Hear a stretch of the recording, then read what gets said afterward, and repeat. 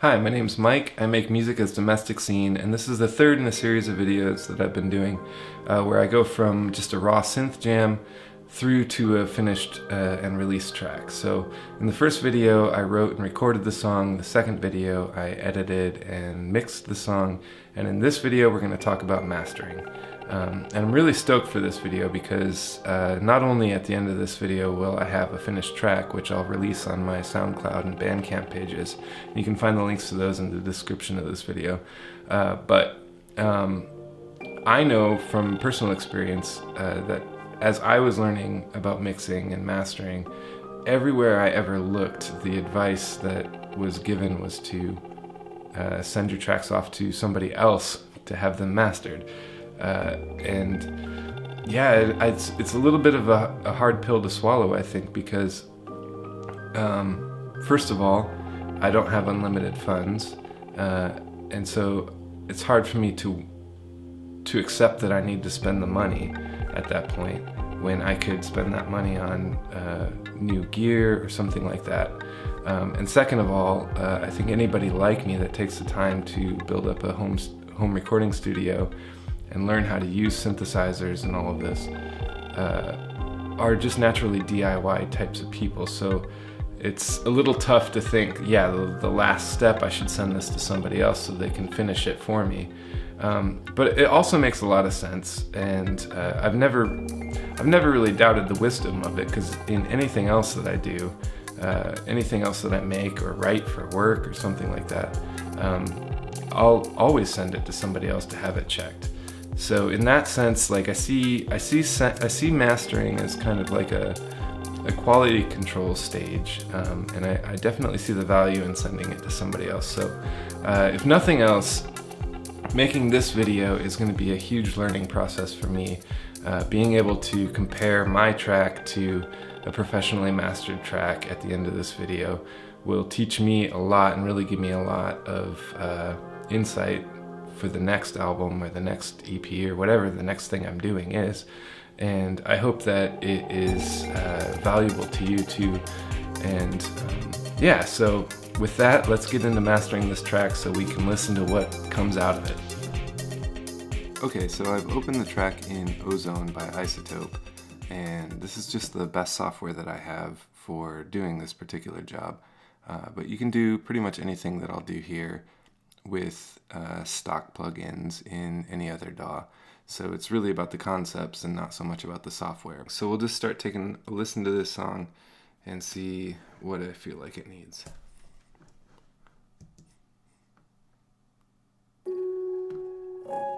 Okay, so before we even get going, first thing I know is that it takes too long to start. So I'm going to move the start point in.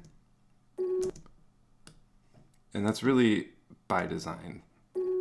When I burn my mix, I like to leave a little bit of space at the beginning. I can experiment with what it feels like if it kind of just fades into it, or starts with like a stronger transient.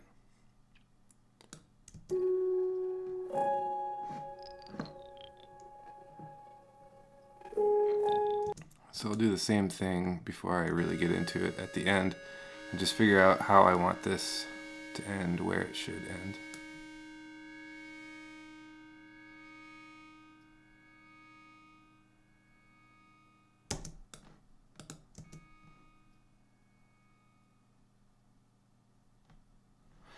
Okay, I think I'm happy with that. So first things first, I'll just give a listen through this full song and kind of come up with a bit of a game plan.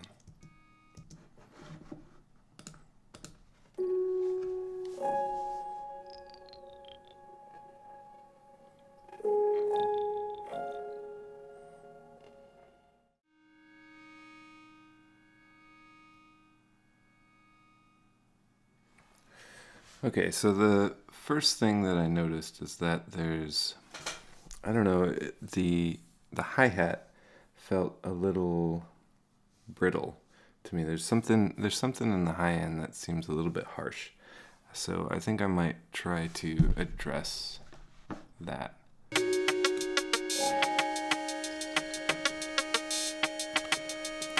Okay, I think I found it. Like, this is way more than I would want to do, but just to kind of like really illustrate the difference.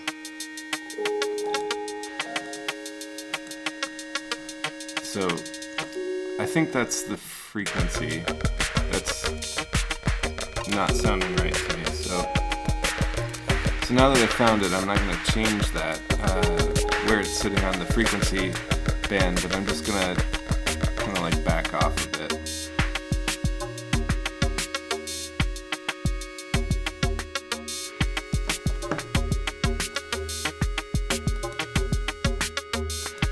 So I'm just hoping to take just a little bit of bite off of that. But other than that, everything sounded pretty good to me.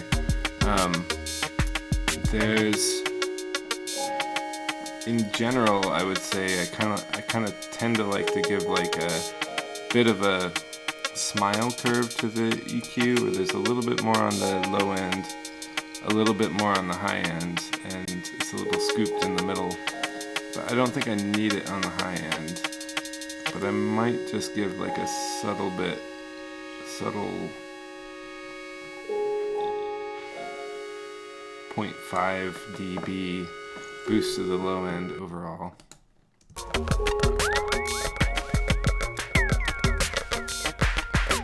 Actually, I'm going to do that differently. I'm going to do it with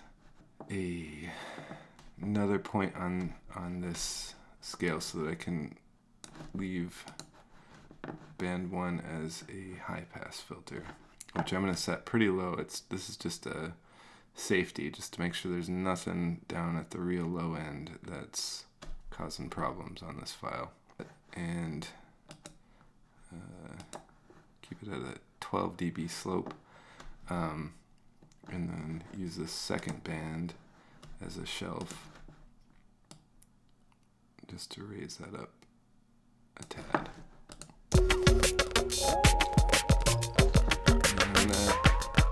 Do something similar on the high end, where I'm just going to cut some of the frequencies.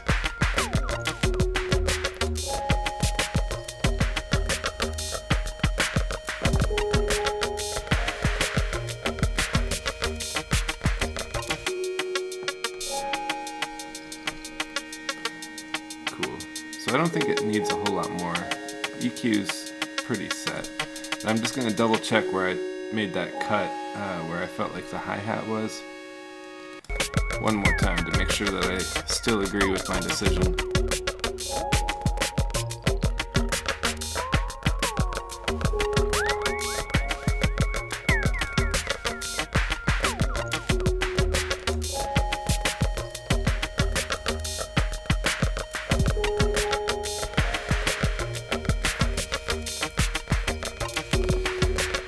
Sounds okay.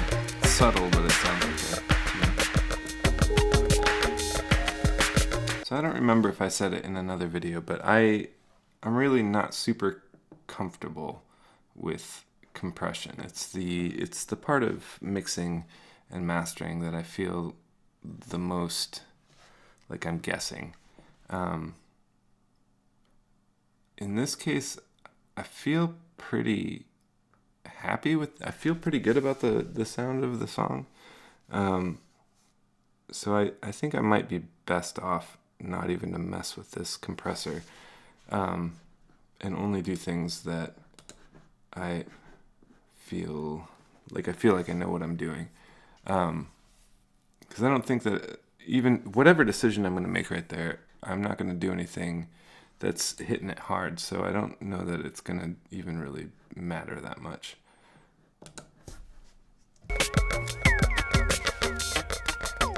So yeah, I'm cool with dropping it. But what I do like to add in at the mastering stage is an exciter. I've found that I really kind of prefer this retro style. That's what it's called in here, this retro style excitation or distortion. So let's see what we can do by adding a little bit of that in.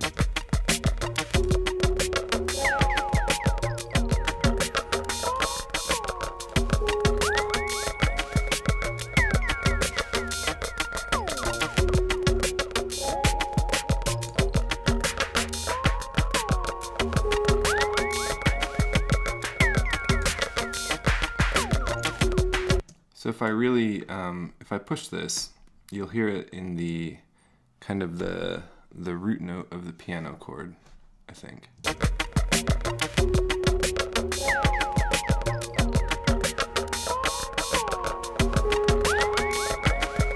So that distortion, this is way too much, but it's that distortion that just adds some extra harmonic content. So I'm gonna back way off on the mix.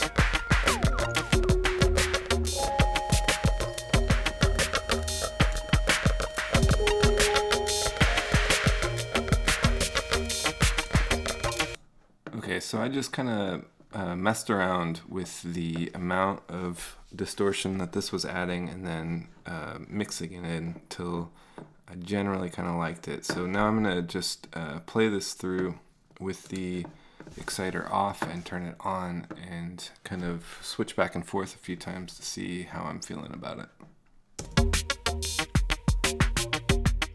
So that's off.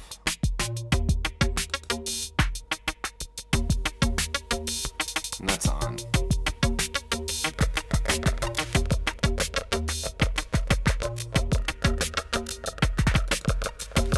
On. Off.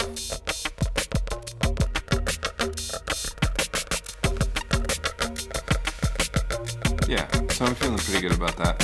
So at this point in the chain, I typically do something with the stereo image.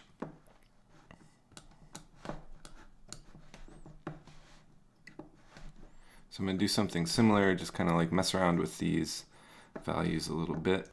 Okay, so you can see that I've added a little bit of stereo width, kind of increasingly across the frequency spectrum. So now that I've added a little bit of enhancement to that stereo image, I'll play it back so you can hear it here. So that's off and on. Off. Do that again. So it's on. Off. Off. On. So again, it's subtle, but I think it helps. And so when I'm doing that, you have to really pay attention to phase. So phase is when the signal on the left and right channel start to cancel each other out. So if you have two waveforms that bounce into each other, if they're like perfectly mirrored, they'll cancel. And I don't really understand technically how a stereo, like a stereoizer or this imager works per se, but I do know that it can mess with your phase. So you should check your mix in mono. So with this with Ozone, I can just hit this little button here, and it'll just put the whole thing in mono. And if you're having phase issues, it's pretty easy to hear in mono if you start losing some of your instruments. So that's the mono. That's stereo. But yeah, when you're checking it in mono, you just want to make sure that you haven't lost anything. You haven't lost the presence of your instruments. And at this point in the process, when you're mastering, phase issues that are baked in earlier on might be something that you can't solve, but just make sure that you're not adding problems, really. But I think it's all sounding okay, so I'll move on and think about if there's anything else that I want to do to this before we start looking at the maximizer and getting it up to the proper level.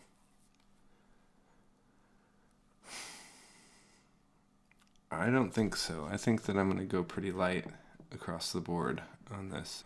So we'll move into the maximizer. And It looks like this mix is pretty close already. It's coming in. I've been bouncing around and it's just building up this integrated value. So it's coming in at negative 16 LUFS. My target level would be negative 14.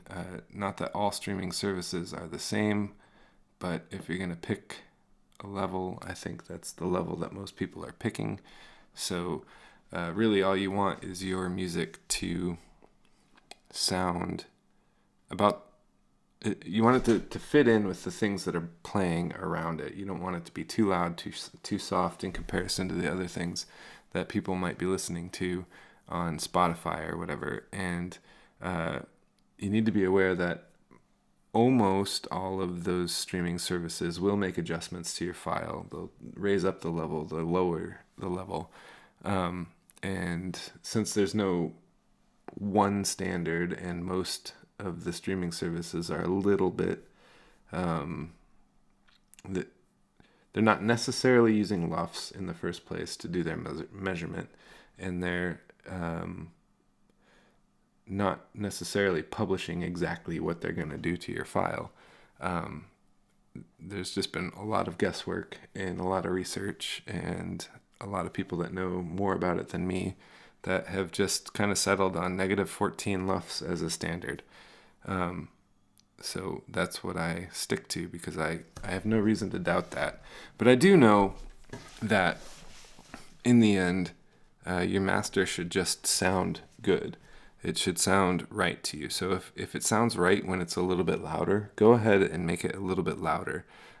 If the distance between the average volume and the peaks is more squashed and that's what sounds right, go for that. You're probably pushing your LUFS level up by doing that, but if that's what sounds best, it's fine. And if the streaming service is going to turn it down at that point, that's just something you need to know, and really it's the sound of it. So compression has its own sound, and if it's over compressed, it's not going to sound great, but it might sound better in the moment because it's louder.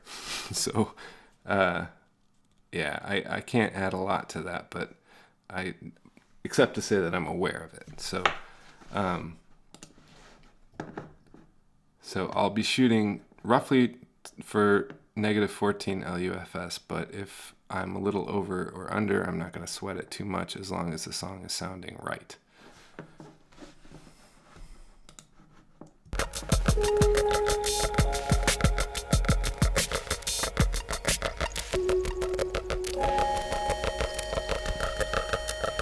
So when I lower the threshold on the maximizer, it'll start to engage and it brings up the average volume.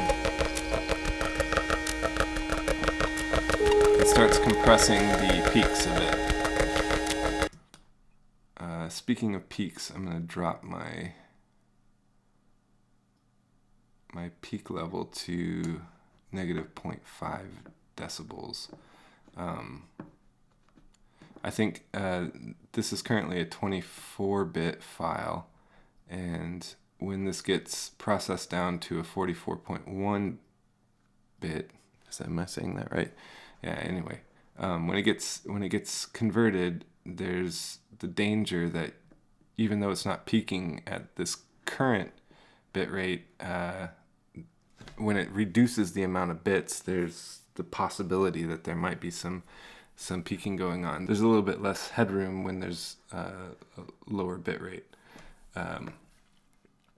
So I'm just going to knock a half a dB off the max peak and then pay attention to the final file just to make sure that it sounds fine.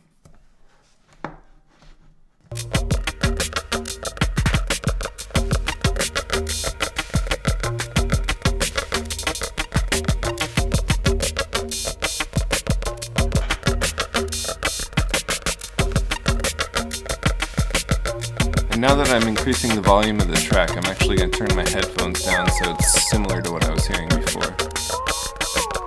Okay, I think I'm generally in the right range. I'm just going to play through the whole song so I can build up an average level and get an idea of where I'm actually sitting. But In the loud sections, I'm a little over my target LUFS. In the quiet sections, I'm a little under it. So I want to see where I'm at. So I'll just play through the whole thing and check in a second. Okay, so I did end up setting the maximizer at a little bit of a lower threshold to bring the volume up. But then as I was listening through, I started hearing the kick had this kind of like resonance that just boom, that I wasn't liking. So I added back in the multiband compressor, and I turned off most of the bands, but I just added some compression on the sub frequencies to try to tighten up that kick, and I think I've got it. So if we get into a section,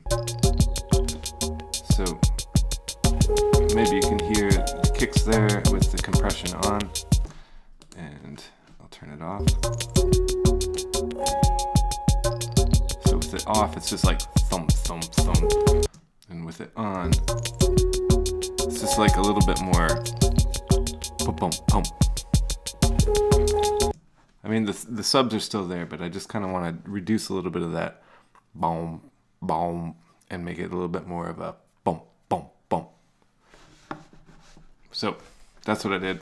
Added the compressor back in just on the subs. Everything else is looking good, and I think we're ready to export this and check it against what Gregory sent over the other day. And this is the part I've been waiting for, so let's go for it. Okay, so I've loaded up both tracks back into an Ableton file just because it's easy that way, and I can see what's going on and switch back and forth between the tracks by soloing them. The first thing that I notice when I drop these in is it looks like Gregory pushed it a little bit more, so you can see that he's pushed it into the limiter a little harder than I did, which is cool. Maybe it sounds great. The other thing that struck me is that we basically made the exact same decision on where to start the track, and to the point that I didn't do anything to sync these up. And if I go in real close, we're almost to the sample level synced up, which is pretty bizarre. So if I play them both simultaneously, you almost can't tell that they're different. They're at a different timing. But okay, so cool. That's good. So I'm gonna listen to this track and tell you what I think.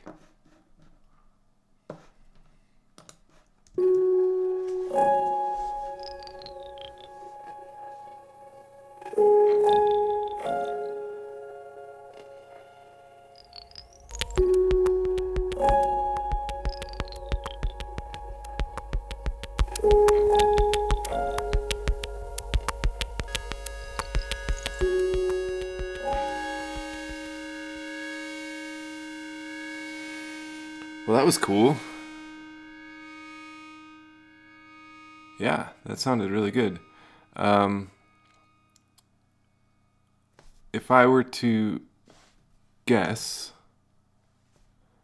I think that Gregory took more or less a similar approach to the whole thing as I did, but I think that he did a little bit more work on the low end, and then obviously just kind of pushed it against the limiters a little harder than I did. But it didn't seem like it was detrimental. It didn't seem like it was over compressed at all. It felt like it had all the dynamic range that I was hoping for. So yeah, let's just do a quick A/B and see what they sound like. I'm going to quickly level match them. I think that if I just straight up play them and switch back and forth. So that's Gregory's, that's mine. You can hear the little bit of a drop in volume. Gregory's, mine. So that little change in volume is going to really affect the way that that I hear this and the way that you'll hear this. So I'm gonna try to match them up real quick, and then we can do the A/B test. Okay, so I think I've got it. Yeah, and so here we go. I'm gonna start this in kind of one of the. I'm gonna start it in the middle of the song because I think that's the best way to compare the sound of the two. So right now we're on Gregory's master, and this is mine.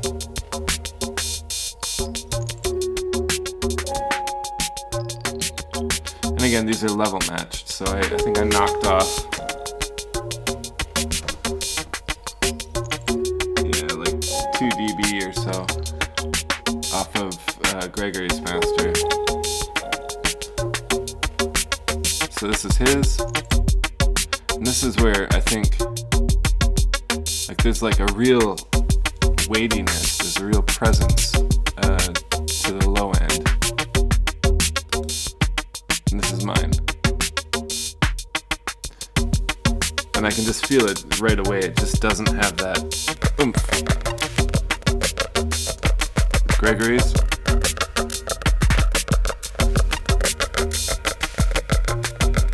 Mine.